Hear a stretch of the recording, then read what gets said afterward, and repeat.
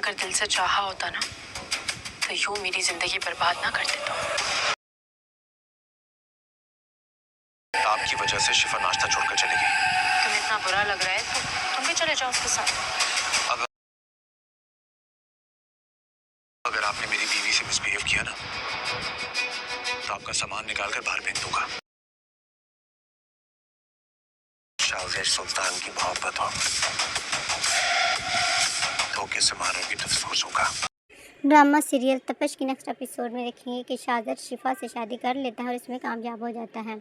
शिफा को भी वो बहुत धमकियां देकर राज़ी करता है और अपने घर वालों को भी शूट करने की धमकी देता है। उनसे कहता है कि वो खुद को मार देगा अगर वो शिफा से शादी करने पर राज़ी ना हुए। शिफा से उसकी शादी तो हो जाती है मगर अब उसके घर वालों का सलूक शिफा के साथ ठीक नहीं होता, जिसकी वजह से शाहज़र अपने सारे घर वालों को ये कहता है कि किसी ने भी अगर उससे मिसबिहेव किया तो उससे बुरा कोई नहीं होगा। दूसरी तरफ शाहज़र ने मुआज़ के साथ जो भी अटैक किया होता है वो सब कुछ शिफा को बहुत दुखी कर रहा होता है कि उसने मुआज़ को इतना मारा और इतना जलील किया और शिफा के कहने पर भी उसको नहीं छोड़ा।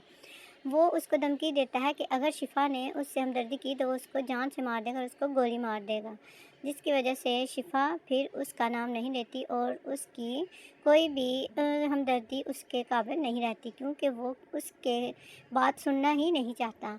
वो कहता है कि अब अगर मुआज़ किसी भी सूरत में या आसपास नज़र आए तो अपने गार्ड को कहते इसको गोली मार दो।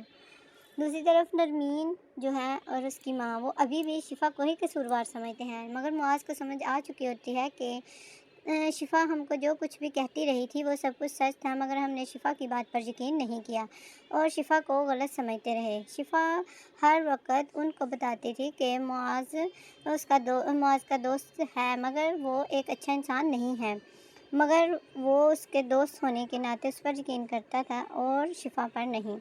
नरमीन भी शिफा को गलत समझती थी।